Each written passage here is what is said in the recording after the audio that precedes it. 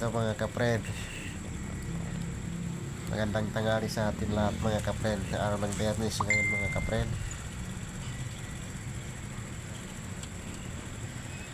Alam mo mga kapred, ito ang syudad namin dito sa probinsya. Maganda kasi ang syudad namin mga kapred.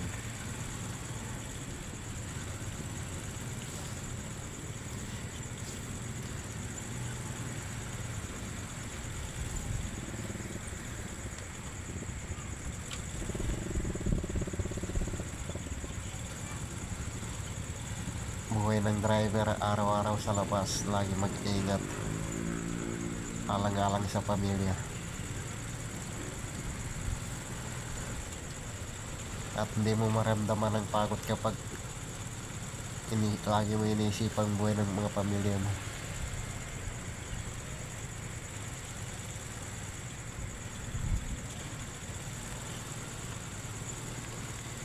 Hindi ka napapagod maghanap ng pasero, alang-alang sa pamilya mo, para makaipon ka para sa mga pamilya mo.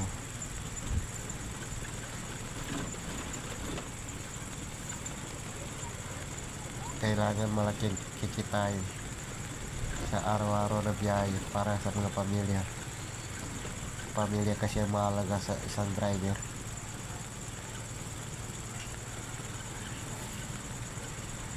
Kailangan tulog kayo.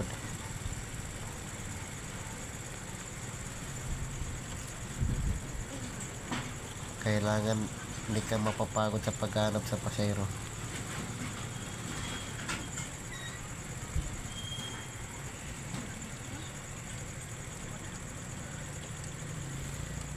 Pamilya kasi ang mahalaga. Sana sa mga bata na nag-eskwela, mag-aaral sila mabuti kung ang tatay nila, magulang nila ay isang driver lamang.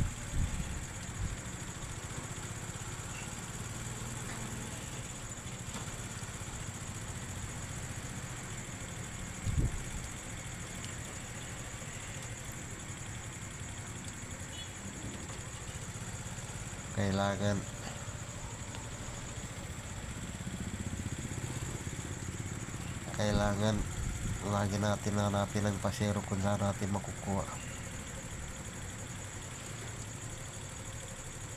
Dahil dito sa atin nakasalalay kinabukasan ng ating pamilya.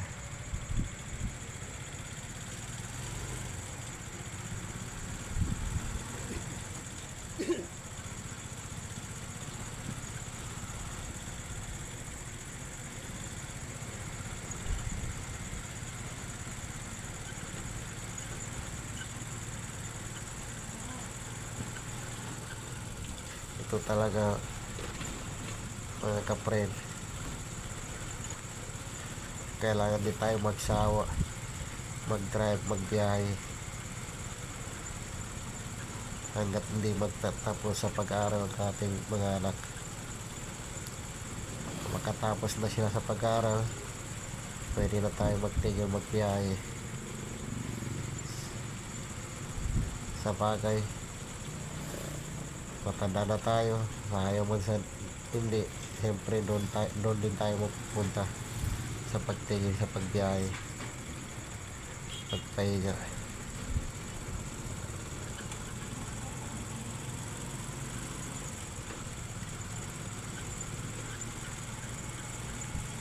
Nakakapagod din magbiyahe, pero hindi na ginaisip yun, ang pagod na yun,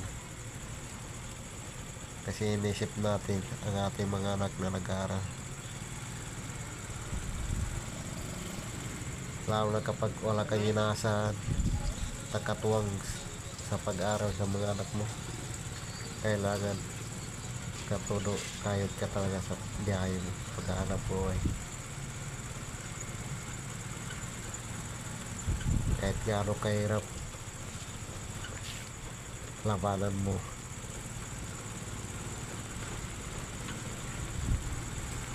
Kaya kung may problema ka talaga, di masusolve kung di ka magbiyahe, mag-drive, kailangan labanan mo ang pagsubok. Kung ano man, kung ano man dumagsa sa ating buhay na pagsubok, kailangan labanan.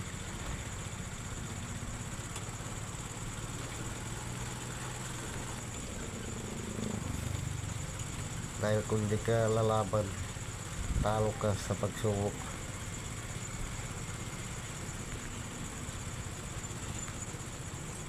Kailangan kung ano man pagsubok sa ating buhay, may solusyon. Katulad ng mga driver tricycle, kapag may problema, walang solusyon kundi mag-drive ka, para magka-solve sa problema.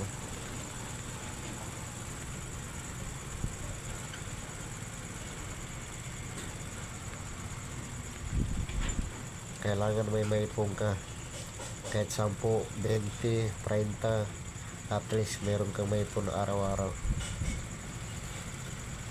para kung may problema mga anak mo sa eskwelahan, may makukuha ka,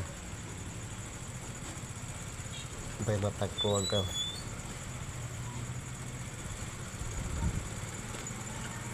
Alam niyo mga kapren, sa totoo lang, wala akong katuwang sa paghanap buhay,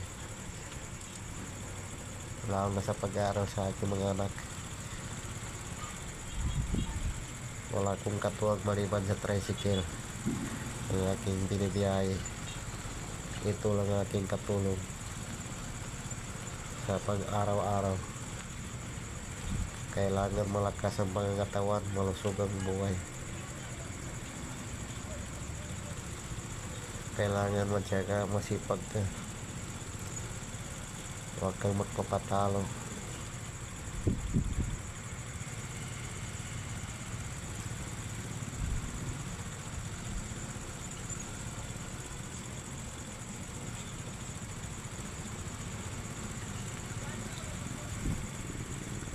Kailangan labanan ng kahirapan. Huwag umasa kanino man. Asa ka lang sa iyong sarili. Magtiwala ka lang sa iyong sarili. Huwag sa iba, para hindi maparalyze pag-aaral ng iyong mga anak.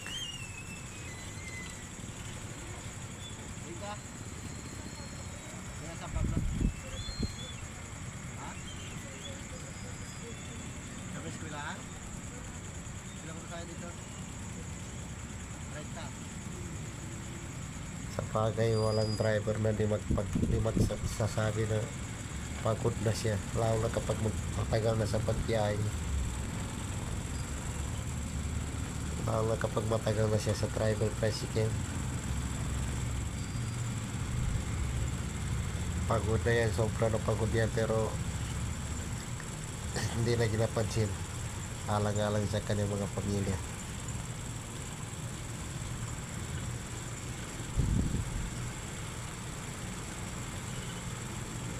Mahirap pero kailangan lumaban. Kailangan marunong tayo tumayo sa sarili natin. Kailangan may plano tayo para sa pamilya natin.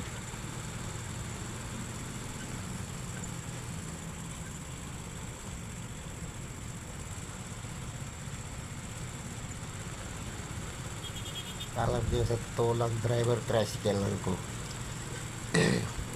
Wala akong katuwang sa pag-aaral ng mga aking mga anak.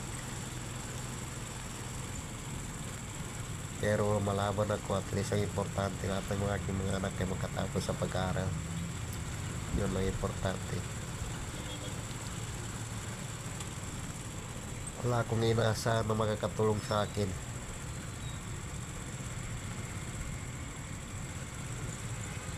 Maliban na sarili ko lamang na kumakayod. Kasama ko ang motor.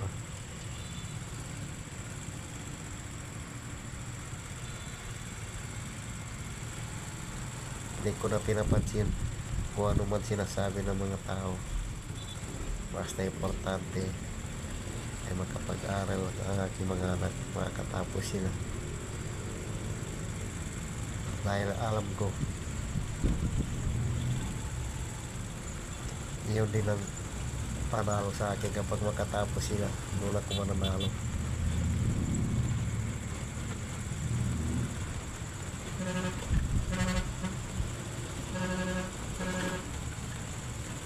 Kailangan lumaban lang sa kahirapan.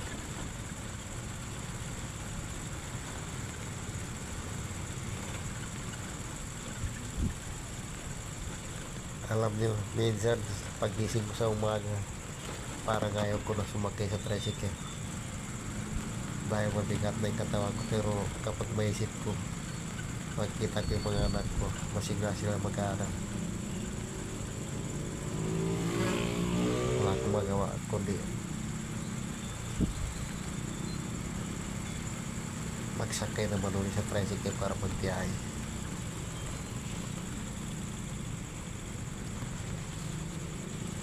Dahil ito lang alam ko na mas mabilis na paraan na makakatulong sa mga ating mga anak sa pag-aaral ng pagbiyahe sa tricycle.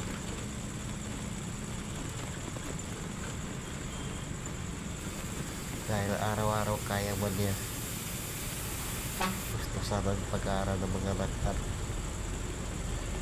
problema sa araw-araw kaya man niya. Basta huwag lang ang sarili nating katawan bumigay, kasi kapag ito ang bumigay, lahat peryo, lahat ng plano bagsak.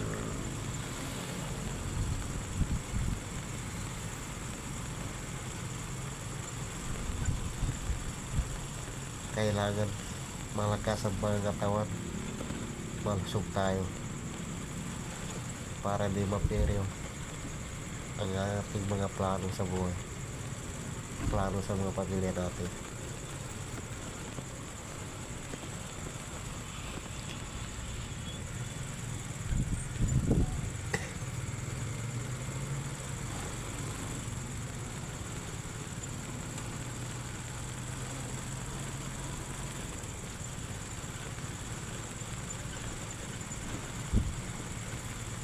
Minsan sa mga driver, maliit lang ang tingin ng mga pasahero, yung lamak pa ng iba, pero hindi nila alam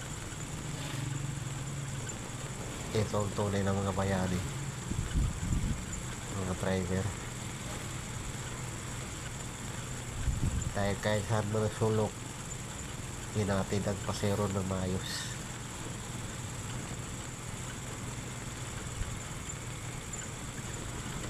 Ito ang tunay na talaga ng bayani, mga driver. Kaya minsan makita ko yung mga driver, saludo ko sa kanila dahil alam ko kung gaano sila nahihirapan. Kasi ako yung tricycle driver, araw-araw itong pumuwi ko pag higing driver tricycle, kaya alam ko ang kanilang naramdaman.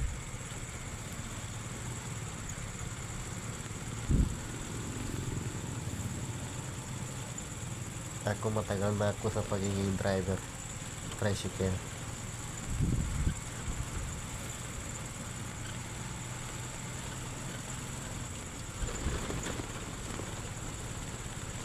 Mag 25 years na ako sa pagiging driver tricycle. Hanggang ngayon driver tricycle pa rin ako, pero hindi ako nawawala ng pag-asa. Basta makita ko lang ang aking mga anak ay makatapos sa pag-aaral, masaya na ako.